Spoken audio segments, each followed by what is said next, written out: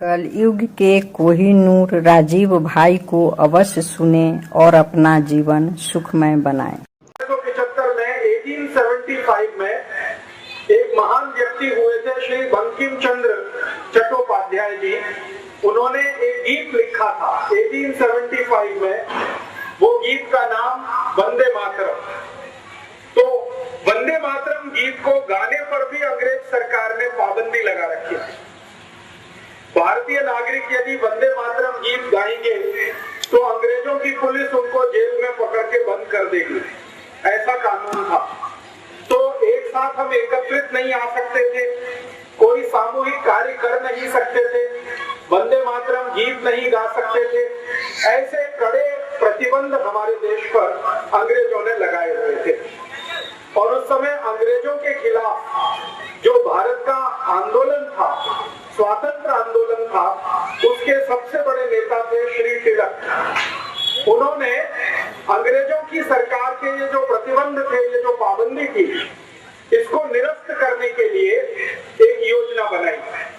और उन्होंने ये तय किया कि अगर अंग्रेज सरकार 5 या 5 से ज्यादा लोगों पर पाबंदी लगा रही है तो कोई ऐसा आयोजन शुरू करना चाहिए जो अंग्रेजों की सरकार के इस कानून को भंग करे और नागरिकों के मन में शक्ति आए, डर निकल जाए। अंग्रेजों की सरकार का जो भय है वो भारत के नागरिकों के मन से निकलना चाहिए। ऐसा सोचकर उन्होंने ये गणेशोत्सव शुरू किया। 1894 के पहले हमारे भारत देश में गणपति उत्सव होता था, गणेशोत्सव होता था, लेकिन वो घरों में होता था, परिवार के अंदर होता था। परिवार के लोग मिलकर गणपति उत्सव मनाते थे। पहली बार श्री लोकमान्य बाल गंगाधर तिलक ने 1894 में पुणे के शनिवारवाड़ा में पहले गणपति की स्थापना की थी। आप जानते हैं कि पुणे एक बहुत बड़ा शहर है, पूना महाराष्ट्र में। वहां पर एक बड़ा स्थान है शनिवारवाड़ा। इस शनिवारवाड़े में पहले गणपति की स्थापना हुई थी 1894 में। और वो स्थापना स्वयं श्री लोकमान्य तिलक ने अपने हाथों से की थी। और उस स्थापना में एक गणपति मंडल उन्होंने बनाया था, शनिवारवाड़ा गणेश मंडल। वो भारत का सबसे पुराना गणेश मंडल है। तो उस गणेश मंडल के कार्यकर्ताओं को उन्होंने एक संकल्प कराया था कि हम ये गणेशोत्सव का पर्व 10 दिन तक मनाएंगे। अंग्रेज पुलिस अगर हमें गिरफ्तार करेगी तो हम जेल में जाएंगे, लेकिन गणपति उत्सव को हम जरूर मनाएंगे। और ऐसे करके ये गणेशोत्सव की शुरुआत हमारे देश में हुई। और सौभाग्य से क्या हुआ, 1894 का पहला जो गणेशोत्सव शनिवारवाड़ा में हुआ तो अंग्रेज पुलिस थोड़ी परेशान हुई, क्योंकि जो गणेशोत्सव को मनाने वाले कार्यकर्ता थे उनको वो पकड़ नहीं सकते थे। कारण ये था कि वो धार्मिक गतिविधि में शामिल है। राजनीतिक गतिविधि में अगर वो शामिल होते, कोई पॉलिटिकल एक्टिविटी में होते, तो पुलिस उनको अरेस्ट करती।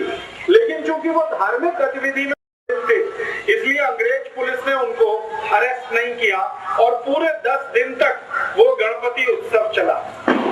1894 में 1894 में अक्टूबर 20 अक्टूबर से लेकर 30 अक्टूबर तक ये कार्यक्रम आयोजित हुआ था। श्री लोकमान्य तिलक ने हर दिन शाम को एक व्याख्यान वहां पर आयोजित किया था। स्वयं श्री लोकमान्य तिलक उस व्याख्यान में हाजिर रहते थे, खुद उसमें शामिल होते थे और बड़े बड़े वक्ताओं को वो उसमें बुलाया करते थे। एक दिन का व्याख्यान हुआ तो उसमें उन्होंने कलकत्ता से एक बहुत बड़े नेता को बुलाया। उनका नाम था श्री विपिन चंद्र पाल। 20 अक्टूबर 1894 के पहले व्याख्यान में विपिन चंद्र पाल वहां आए। 21 अक्टूबर का दूसरा व्याख्यान हुआ तो उसमें श्री लोकमान्य तिलक ने उत्तर भारत के एक बड़े नेता को बुलाया, श्री लाला लाजपत राय। वो 21 अक्टूबर को आए।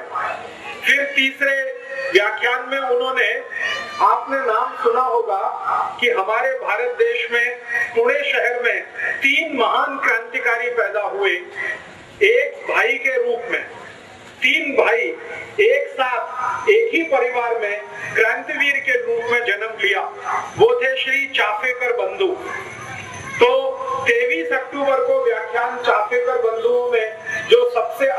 थे, बड़े थे, उनका हुआ। फिर 24 अक्टूबर को चाफेकर बंधुओं में दूसरे नंबर के जो भाई थे उनका हुआ। एक श्री बालकृष्ण चाफेकर, एक दया कृष्ण चाफेकर, ऐसे करके तीनों चाफेकर बंधुओं का व्याख्यान हुआ।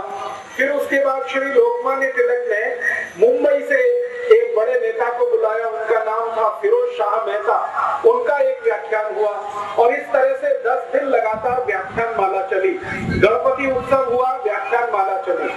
जितने भी वक्ता वहां पर व्याख्यान देने के लिए आए पहले गणपति उत्सव में, सबका जोर ये था कि भगवान गणेश हमारे देश को आजादी दिलाए, भगवान गणेश हमारे भारत को स्वराज्य दिलवाए, हमारे भारत देश में अंग्रेजों की सरकार समाप्त हो। सभी व्याख्याताओं ने इस तरह के विषय लिए थे और जितने भी लोग सुनने के लिए आते थे उनमें उन्होंने देशभक्ति की भावना, राष्ट्रभक्ति की भावना पूरे व्याख्यानों के माध्यम से भरने का काम शुरू किया। परिणाम क्या हुआ? पुणे के लोगों में गणपति आयोजन के लिए उत्साह पैदा हुआ और 1894 में पहले गणपति की स्थापना पुणे में शनिवार वाड़ा में हुई। अगले वर्ष 1895 में पूरे पुणे में 11 गणपति मंडल बने एक ही वर्ष के बाद और 11 गणपति स्थापित हुए। उसके बाद 1896 में एक साथ 31 गणपति स्थापित हुए, 31। फिर उसके बाद 1897 में पता चला 100 से ऊपर गणपति हो गए। फिर इस तरह से ये संख्या बढ़ती गई और 1898 तक आते आते पुणे से बाहर मुंबई में, पुणे से थोड़ा आगे जाकर अहमदनगर में, फिर पुणे के थोड़ा सा और आगे जाकर नागपुर में, पूरे विदर्भ में ये फैलता ही गया गणपति उत्सव का।